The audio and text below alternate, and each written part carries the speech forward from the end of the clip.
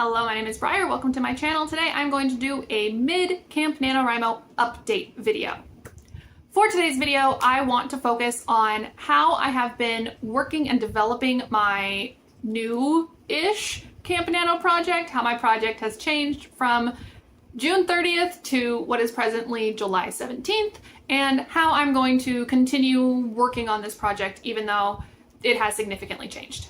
When I first started camp, I thought I was just going to be doing a total rewrite of a novel that I wrote in 2019 for NaNoWriMo, and I was just going to rewrite it and make it better. However, if you see my last video, you know that I started writing and realized that what I had conceptualized as one book would probably be better off divided into several smaller books because there's too many characters, too many plot lines, just too much to fit into one story. Since my last video, I have been working on figuring out how to divide that big, huge plot into several smaller plots. And I want to walk you through how I did that. The first thing I did when I realized that what I was writing wasn't working is I took a step back and I brainstormed who are the characters that I want to follow, what are their goals, what are their needs, wants, what is it that they are trying to overcome, like their individual character arcs. And then once I was able to see that for my 5 protagonists, which should have been a sign that I had too many characters in a book one.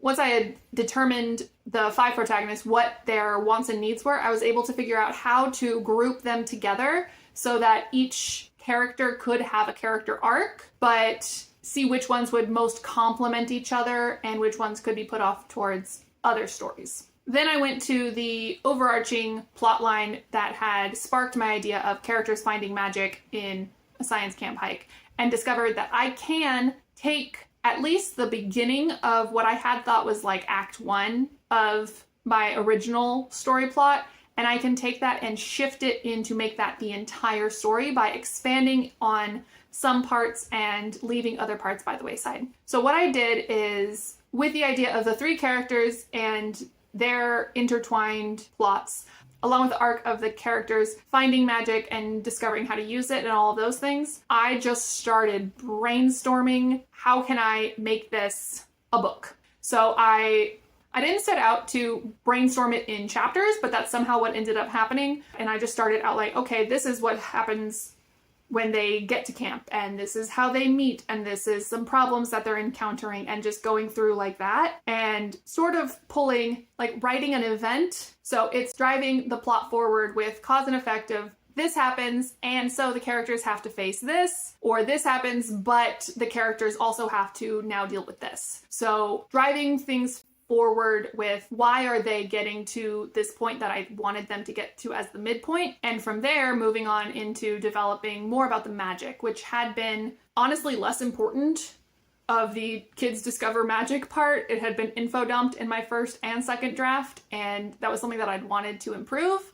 So by expanding this into a full book by itself, I was able to put in a lot more about them discovering magic, what it can do, how they can use it, and how they can learn more about it and how it's hidden from the world and things like that, that just hadn't had a place in the first draft, but had lived in my conception of the world, not so much in my explanation of the world. So I'm really excited about what I've got drafted, not really drafted, what I've got outlined for book 1. I'm really excited about what I've already gotten available. However, I also know that when I'm explaining things and just sort of stream of conscious and then, but so, and then, like moving through cause and effects of my plot, some things get left out. Some things are not included until later when I realize, oh, I really should have put that back at the beginning, and I really should have hinted at that more, and this needs to be more important in the story and included. So what I did was, after I had a outline of book 1, which ended up being, I think, like 7,000 words. It's a really long outline.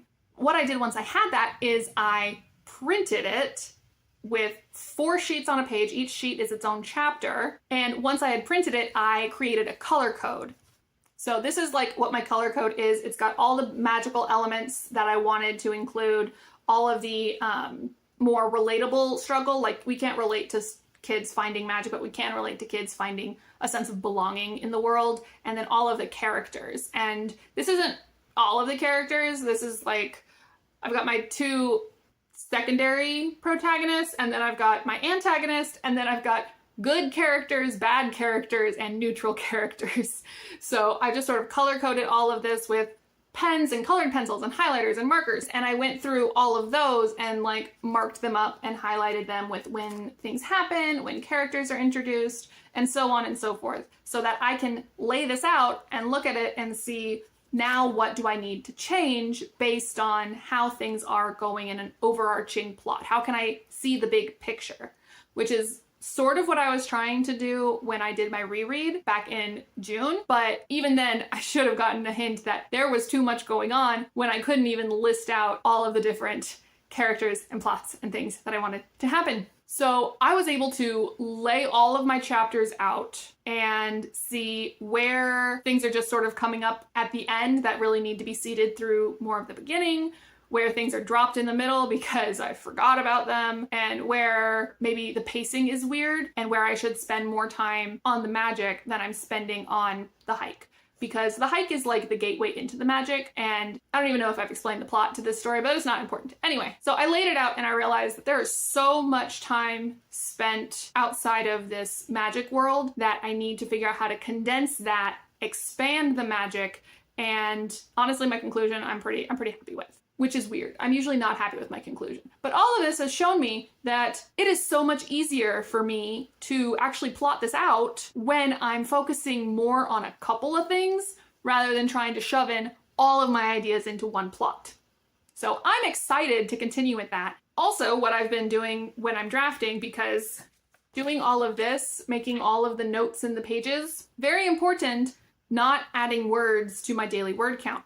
So after I had finished outlining my book 1 in like that stream of consciousness, this is chapter 1, chapter 2, chapter 3, kind of cause and effect thing, I also went into what I think will be book 2, and I started doing the same thing with that one.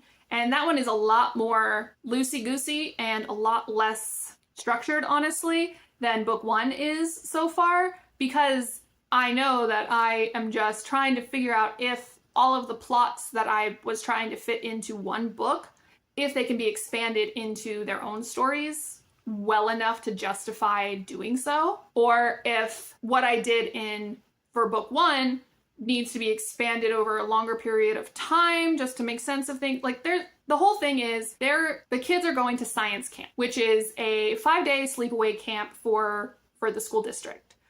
And kids from all the schools in the school district go to this camp and spend 5 days there. They leave the school on Monday, they arrive back at school on Friday, which is why in my original draft, I was trying to fit that entire week into one book, because that makes sense. 5 days is not a long period of time to cover in a single book. However, it is a long period of time when they're discovering magic, learning how to use magic, learning about the evils that they are going to face now that they have magic, how to hide, all of these things that could be an entire big series, because there's so many characters, trying to jam that into one book because it takes place in 5 days. Now that I'm splitting it up, day 1 is the hike where they find magic, and that's book 1. So now I'm trying to figure out, how am I going to split up the rest of this week to make a series and make it make sense? And do I even need to do this as a series? Maybe I could conceptualize this, if I can't stretch the plot out to cover 3 or 4 books of this week, then maybe I need to alter the premise and the kids are just going on a school hike or a county hike rather than going on a week-long trip, which will make it hard to introduce new characters if they're going just as a class, but it'll also make it easier to have just one book be about the hike and then they go home at the end of the day.